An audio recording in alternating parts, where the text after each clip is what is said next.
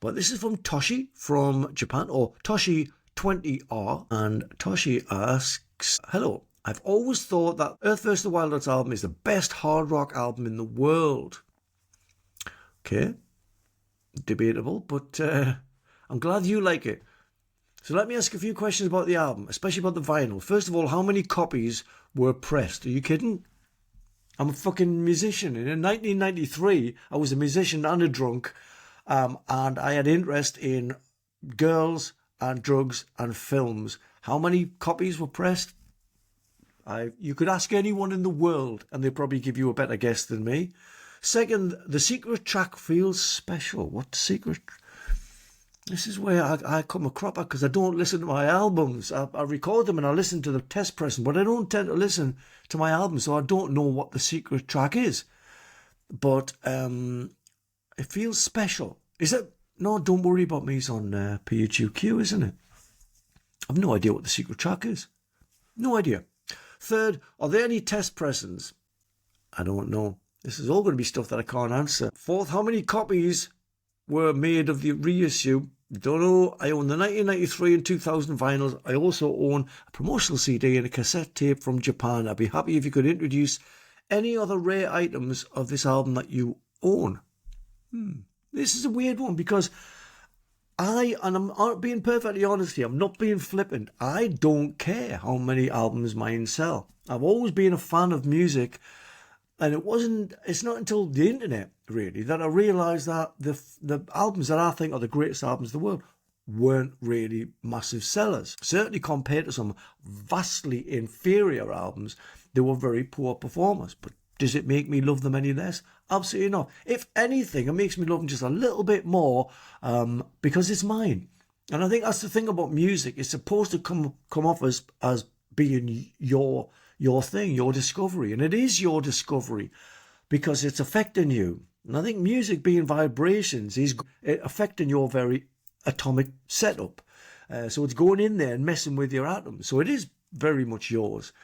And I think when albums sell billions and billions of copies, it's not doing that. It's just a purchase for consumers that are being dragged around by, well, shiny things, adverts and videos and all the rest of it.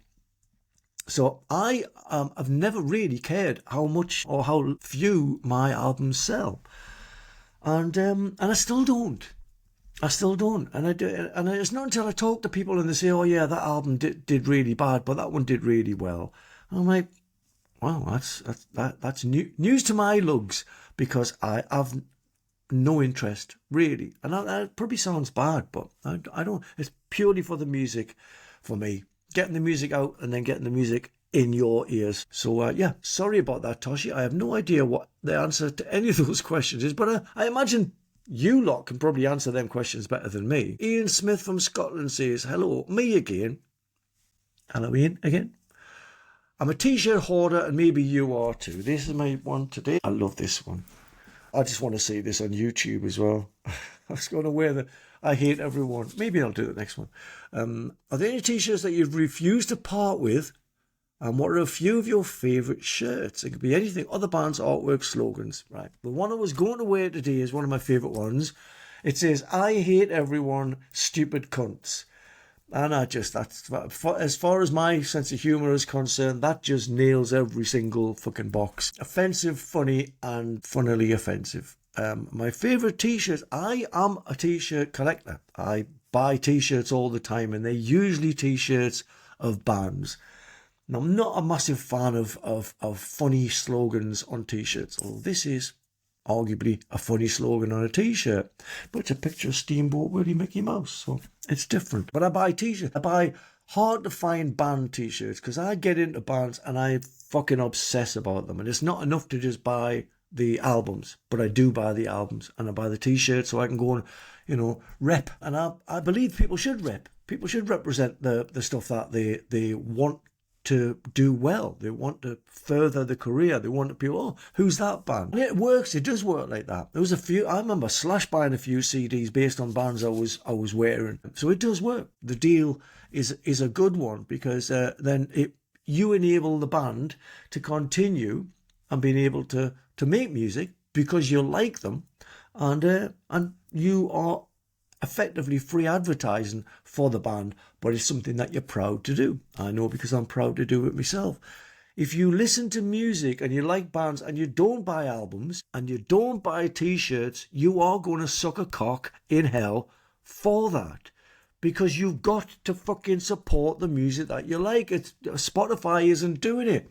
You know, liking them on fucking Instagram isn't going to pay for the fucking truck or the fucking gear when it breaks down. You know, it's a basic one. But if you like fucking a certain brand of beer, you don't expect to get it for nothing. And a lot of people, a lot of musicians I know don't buy music, and then they complain about people not buying their music. But, you know, someone explain it to me. It's commerce.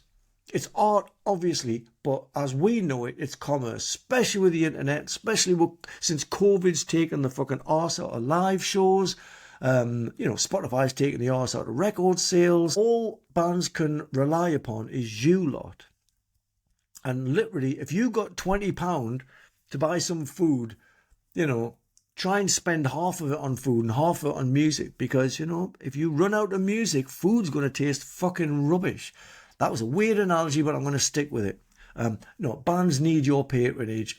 They need your support. They really fucking do. And if they're independent bands, they're only there because of your support. And I've seen a lot of really good bands go down since Spotify because it just hasn't catched on for them. And their fans just haven't really been as supportive as I'm thankful mine are. Still a bit weird using the term fans, but I'm a fan. Yeah, support your local musicians, especially independent ones. Support them with all of your love and every penny that you can get. And if you can't afford a tenner, just put a penny in a fucking jar. And when you get a tenner, buy something. But just do buy something. So yeah, my favourite t-shirts are the ones that I buy from groups. And my new favourite one is a Mates of State t-shirt that turned up the other day because it's pink and I love pink shirts. And their shirts are rare as rock and roll shit, as are their albums. You can only buy them in America. So, send away to the States for these t-shirts, send away for the States for the vinyl. Worth waiting for. And it feels a bit old school as well. You send away for an album and it takes fucking ages to come. And then you get it just like, right, the phone's going off for an hour. So yeah, my Mates of State is my new favourite t-shirt, I will say. Chris Lander asks, have you seen the DMT laser test which suggests we are living in a simulation? What are your thoughts on the view that we are living in a simulation? Also, I would like to hear more of your views on consciousness. Well, Chris, you might fucking regret that. Here we go. We are living in a simulation. I'll tell you what I think it is. It makes perfect sense. If you think of consciousness as Wi-Fi, and Wi-Fi, it goes in everything, all your devices. Well, we're just a bunch of devices, but not just us. I think consciousness experiences itself through every living thing. So consciousness can choose to come here and be a blade of grass, or it can take a massive risk and decide to be me. Fucking hell. It's had a hell of a ride. I'm sure it regrets not taking the blade of grass gig. But I think consciousness is aware of itself on this plane, on this 3D plane.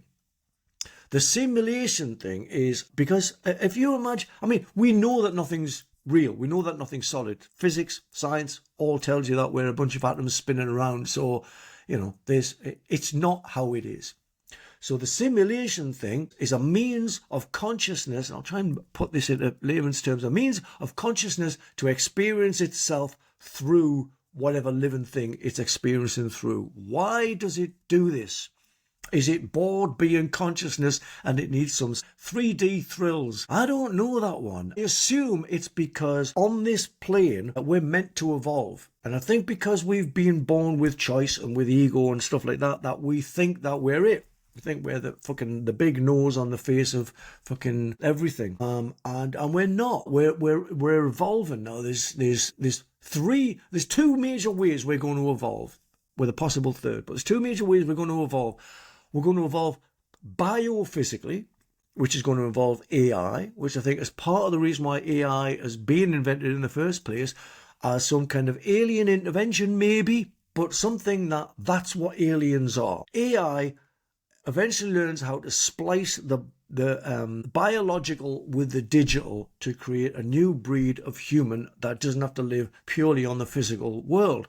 I think a lot of the stuff that happens in the next level is non-physical, with a kind of view to it has the ability to be physical, but I think beyond the third dimension, there's very little reason to be physical, apart from curiosity. And the same consciousness that informs every living thing here is the same consciousness that informs the fucking aliens.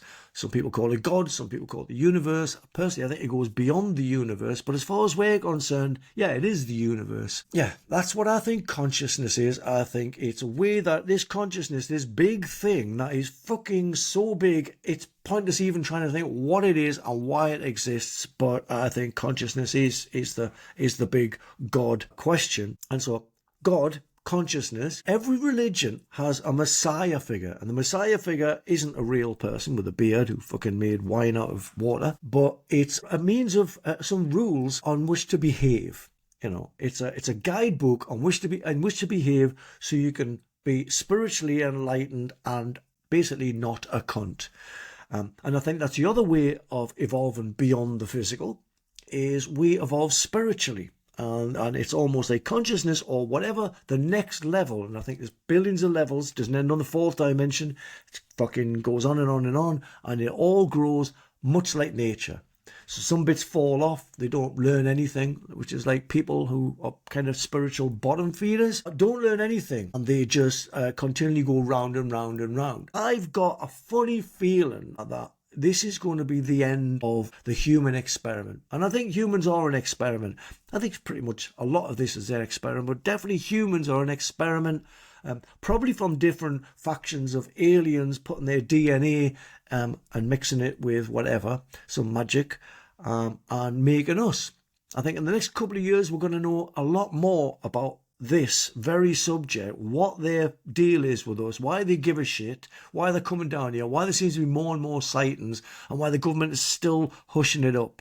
And I think if the government are hushing it up, it's because of something like, you're all fucked and human beings are going to be half digital, half biological, all AI. No one wants to know that. That would be kind of chaos in the streets. I mean, fucking hell, it's pretty lawless now. Imagine if people knew there's no point. We're fucked anyway. They would just be, it would be interesting, but it wouldn't be much fun. So yeah, I think they're keeping it under wraps because of that, and not because they're scared of anyone knowing that we've got intergalactic neighbours. That's not really going to even affect anyone. But I think as much of a powder keg as the world is now, if they've found out that there's no reason for anything and you've been lied to by everyone that you now believe, including religious and governmental figures or bodies, then yeah, lots of people would give up. Some people would probably just go and have the biggest party ever, and I'd probably be with them. But yeah, it would be lawlessness. But anyway, that's my views on it. Consciousness is here to experience itself through every living thing on this limited experience that we call life. And we're meant to learn something and grow. And when you learn something and you grow and you're being informed by positivity, you tend to evolve spiritually, and you get a lot of information coming through because you're on the dolphin water of positivity. And it's just you're flying in that. There's my answer to that very brief question, but this is something that I'm really fascinated about, consciousness and what it means and how it links everything together. And the more I try and behave in a virtuous and authentic way, the more little snippets of information I get. I look forward to you pushing me on that a little bit harder. Steve Pluck asks something a lot less esoteric, I imagine. Not a question, but a statement. Appreciation. Dunk is a one-man road crew. Having watched him from the pit for many years, he does the work of a full crew and always approachable. You haven't seen him in a fucking morning. Yes, Dunk is a one-man crew. He always has been. And it's not just by desperation, although a lot of times it's great that he does a few jobs. He likes having a few jobs. And I've had complaints that I throw guitars around and I fucking throw mic stands around and stuff, and it's not fair for Dunk. Dunk fucking loves it. Don't you get it wrong. He doesn't like me breaking guitars, and I think he's more attached to my guitars than I am. but he fucking hates the guitars that I play because he's got guitar shelves that only fit guitars that old people play, not funny shapes and not and certainly not BC Rich guitars, which I think he hates more than any of the other ones. Yeah, and me and Dunk have had a love-hate relationship since we met about 2000 or something like that. I love him and he hates me breaking guitars. So yeah, Dunk is a one-man crew, and I often worry about him because he works with a lot of other bands. He does pretty much everything that a man can do for the Cockney Rejects. He works for a few punk bands, and I always wonder that they're going to steal him from me. But then I think there's not enough for him to do, because I ask him and he says, no, just tuned a few guitars, and I'll say, there's no breakages, no chaos, no, not really. You'd miss us if you left. So yeah, Dunk is a staple part of our crew for the rest of time. He's got a great tattoo on his leg that says, pay peanuts, get donkeys. And it's because, Dunk tunes my guitar and then he gives it to me to tune.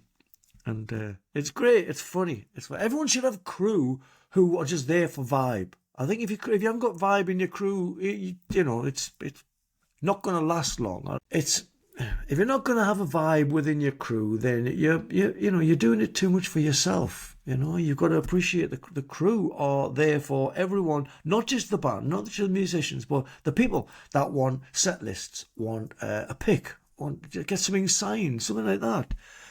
And I've seen a lot of crew for bands just going like, no, that's beyond me. And I keep thinking that, well, those guys are paying your wages.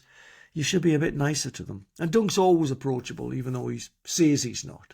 He's a pussycat dressed in a badger's outfit. And I've got a message from producer Phil saying we will be doing a Dunk interview soon, because I can't watch these things. I can't watch myself waffling. It doesn't do much for me apart from make me not want to waffle. It's probably not a bad thing or a good thing.